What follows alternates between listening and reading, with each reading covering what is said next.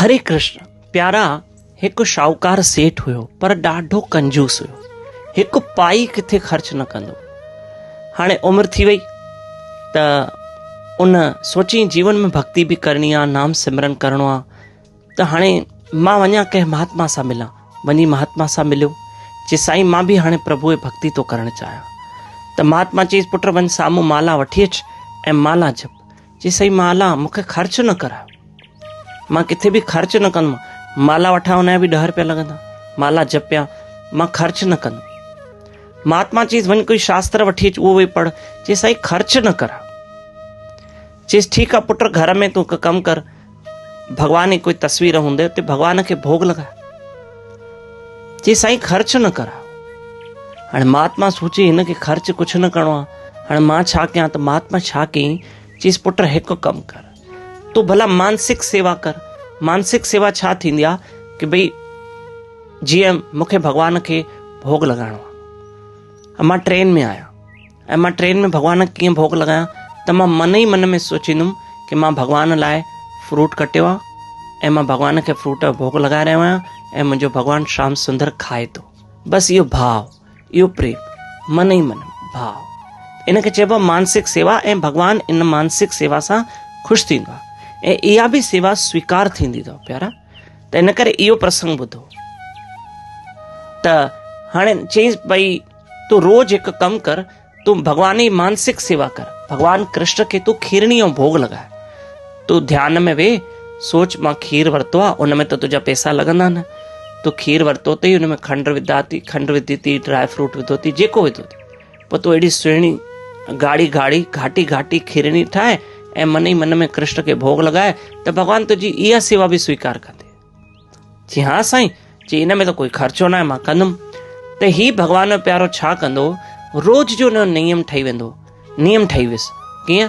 सुबुह उथंदो, सनानु करे वेह कि मां भगवान लाइ खीर आंदो आहे, खीर टहिकायो आहे ऐं खीर खे ॾाढो घाटो कयो आहे, ड्राई फ्रूट विधो आहे, खंड विधी ऐं पोइ ड्राई फ्रूट विधो, पोइ मां भगवान लाइ छा ठाही आहे? खीरणी ठाही आहे ऐं मन ई मन में भगवान खे भोग लॻाईंदो। हाणे हिन रोज़ नियम ठही वियो, कई साल गुज़रिया। हाणे हिकु ॾींहुं छा थियो? हाणे कंजूस हो ॾाढो, हमेशह छा कंदो? खीरणी ठाहींदो, हिकु चमचो खंड विझंदो, ध्यान में भी, जबकि सच में खंड न विझणी हुई, ध्यान में अखियूं बंदि, हिकु चमचो मां खंड विझंदुमि। त हिकु ॾींहुं इएं ध्यान में वेठो, अबा खीर आंदो आहे, मां बटले में विधो आहे, खीर टके थो, खीर घाटो थी वियो आहे। पोइ छा कयईं? चई बाबा हाणे मां खंड विझां। हाणे ध्यान में वेही करे खंड थो विझे ऐं खंड जीअं ध्यान में, पंहिंजे ध्यान में ई आहे, मग्न आहे ऐं चिंतन तो वेठो करे। त ध्यान में भी छा कयईं? खंड हलीसि, हिकु चमचो विधई ऐं भुल में 2 चमचा विधई, उहो भी ध्यान में, सच में न। 2 चमचा खंड जा विधई। अरे त खंड वधीक पइजी वई। अरे खंड कटां, खंड कढां, खंड कढां, ऐं छा कई? चमचो वरी विझे थो, ध्यान में। हाँ, पंहिंजो मानसिक चिंतन, लीला सिमरन तो करे पियो। इनखे चइबो आहे लीला सिमरन, मानसिक चिंतन। त छा थो करे? अरे ध्यान में भी सोचे थो खंड वधीक पइजी वई, खंड वधीक पइजी वई।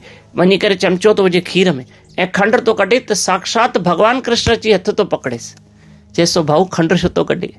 अॼु 2 चमचा विधे त कहिड़ो नुक़सान? जो तुंहिंजो कहिड़ो पैसो लॻणो अथई, तूं त मानसिक चिंतन तो करे पियो, है न? त प्यारा, इन चवण जो मतिलबु आहे कि हू सेवा में भी खोइजी वियो। भले कंजूस हुयो पर हू सेवा में भी सोचे पियो 2 चमचा खंड, न मां 1 चमचो विझंदुमि, 1 चमचो वापसि कढां। त कृष्ण चईसि बाबा ईअं न कर, अॼु त खंड वधीक खाइण ॾे। छो जो भगवान खे थोड़ी शुगर आहे प्यारा, भगवान खे थोड़ी शुगर आहे। भगवान खे त तव्हां प्यार सां जेको खारायो, चई अॼु 2 चमचा विधी थी त खाइण ॾे। त भगवान उनखे दर्शन ॾिनई।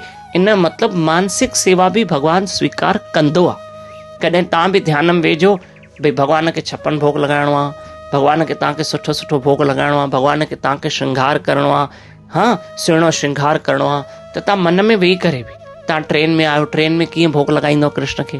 तव्हां मन में, मां हिकु एप्पल सूप वरितो आहे, उनखे सुठे में कटियो आहे, कारो लूणु विधो आहे, मां प्रभु खे भोग थी लॻायां। बसि इहो 2-3 मिंट भी चिंतन कंदो, इहा सेवा स्वीकार थींदी। हरे कृष्ण कृष्ण कृष्ण हरे हरे, हरे राम राम राम हरे हरे।